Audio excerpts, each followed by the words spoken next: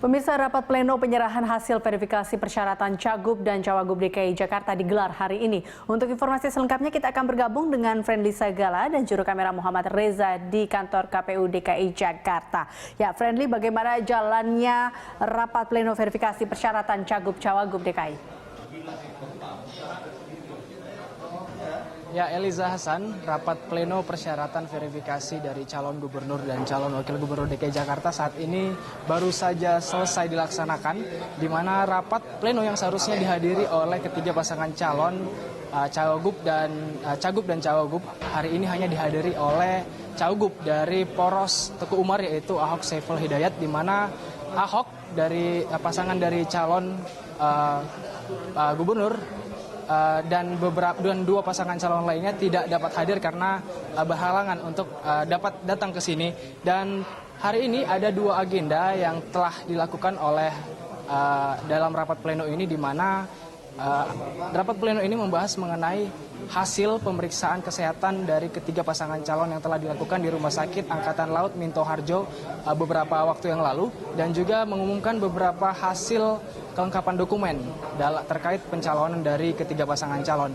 Dan untuk mengenai hasil tes sendiri, tadi pihak dari Rumah Sakit Angkatan Laut Minto Harjo mengatakan bahwa ketiga pasangan calon tersebut telah lolos uji tes untuk baik tes kesehatan, tes psikologi maupun bebas dari narkoba. Untuk itu memang ketiganya dapat langsung untuk mengikuti tahapan selanjutnya.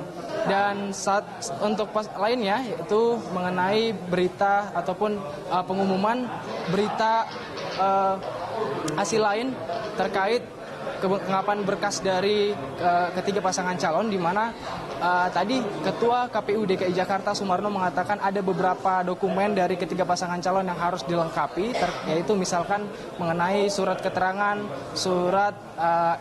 beberapa surat yang harus dilegalisir, dan intinya itu tidak secara signifikan dan hanya dapat diterbitkan dalam waktu dekat.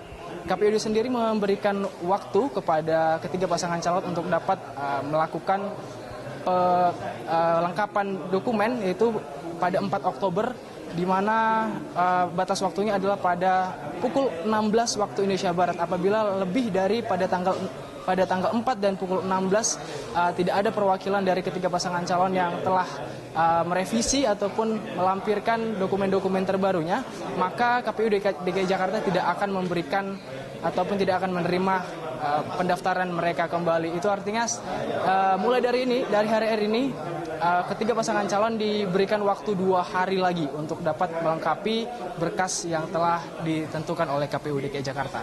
Eliza.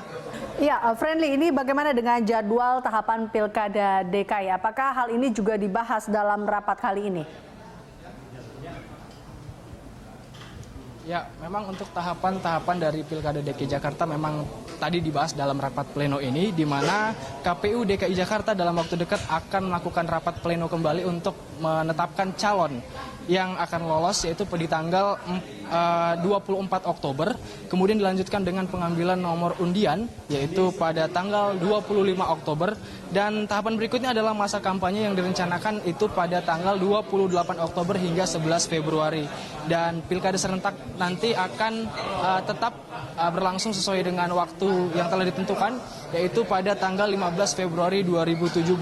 Kemudian tadi KPU DKI Jakarta dalam rapat pleno ini juga menyampaikan bahwa daftar tim kampanye dari ketiga pasangan calon harus sudah diberikan ataupun didaftarkan ke KPU DKI Jakarta pada tanggal 4 Oktober pula.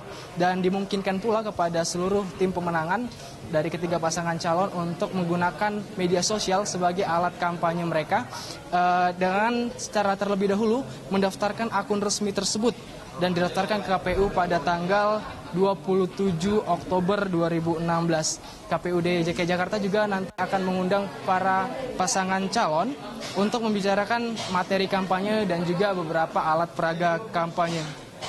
Dan ini KPU DKI Jakarta juga nanti akan melakukan debat politik sebanyak 3 kali, namun jadwalnya memang masih harus dibahas lebih lanjut oleh KPU DKI Jakarta bersama dengan tim pemenangan dari masing-masing calon. Direncanakan memang pilkada ini akan dilakukan dalam satu putaran jika ketiga pasangan tersebut ataupun di pilkada nanti kita menghasilkan suara jika di salah satu pasangan calon menghasilkan suara sebanyak 50% ke atas, dan sebaliknya akan dilakukan pemutaran ulang, yaitu jika tidak mendapatkan 50% plus 1.